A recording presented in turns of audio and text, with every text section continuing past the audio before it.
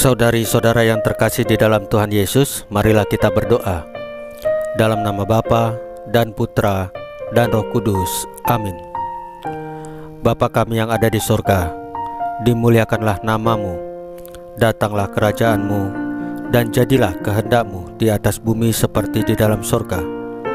Berilah kami rejeki pada hari ini, dan ampunilah kesalahan kami, seperti kami pun mengampuni yang bersalah kepada kami. Dan janganlah masukkan kami ke dalam pencobaan, tetapi bebaskanlah kami dari yang jahat. Ya Roh Kudus, hadirlah saat ini untuk memimpin dan membimbing kami dalam membaca firman Tuhan Yesus dan merenungkannya, sehingga kami dapat mengerti maknanya dan dapat kami laksanakan dalam hidup kami sehari-hari di tengah masyarakat kami. Pembacaan Injil Lukas pasal 8 ayat 19 sampai dengan ayat 21. Yesus dan sanak saudaranya. Pada suatu hari, datanglah ibu dan saudara-saudara Yesus hendak bertemu dengan dia. Tetapi mereka tidak dapat mencapai dia karena orang banyak. Orang memberitahukan kepadanya, "Ibumu dan saudara-saudaramu ada di luar dan ingin bertemu dengan engkau." Tetapi Yesus menjawab mereka, "Ibuku dan saudara-saudaraku ialah mereka yang mendengarkan firman Allah dan melakukannya." Demikianlah sabda Tuhan. Terpujilah Kristus. Saudari dan saudara yang terkasih di dalam Tuhan Yesus, kita memuji dan menyembah Tuhan Yesus sebagai anak Allah, karena Bapa telah mewahyukannya kepada kita.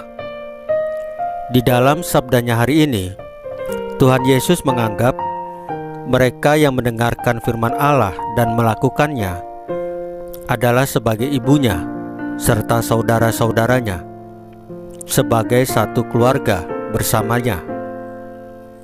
Meskipun ia adalah anak Allah, ia tidak hanya merendahkan diri menjadi manusia, tetapi juga menghendaki adanya hubungan kekeluargaan dengan manusia. Yesus ingin memanggil kita sebagai saudara-saudarinya. Begitu juga sebaliknya, memanggil dia sebagai saudara. Hal ini dimungkinkan apabila kita menghayati sabdanya dalam hidup kita sehari-hari. Tuhan Yesus sudah memberikan teladan kesetiaan, mendengarkan kehendak Bapa dan melakukannya melalui segala perkataan dan perbuatannya. Bahkan penginjil Santo Yohanes mengucapkan secara indah, "Sabda sudah menjadi daging." Jika kita dengan rendah hati memohon rahmat kesetiaan dalam mendengarkan kehendaknya dalam hidup, perkataan, dan perbuatan, kita pun akan semakin dijiwai oleh Roh-Nya. Dengan demikian, Tuhan Yesus sendiri dengan bahagia akan memanggil kita sebagai keluarganya.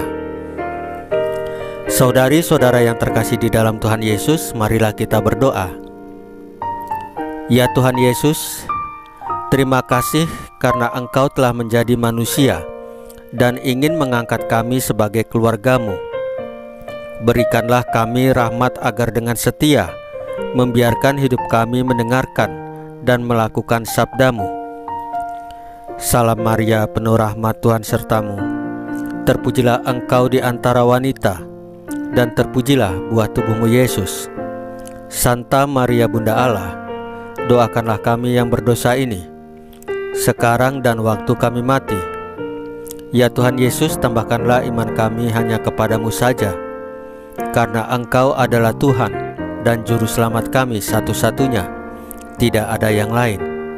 Dalam nama Bapa dan Putra dan Roh Kudus. Amin.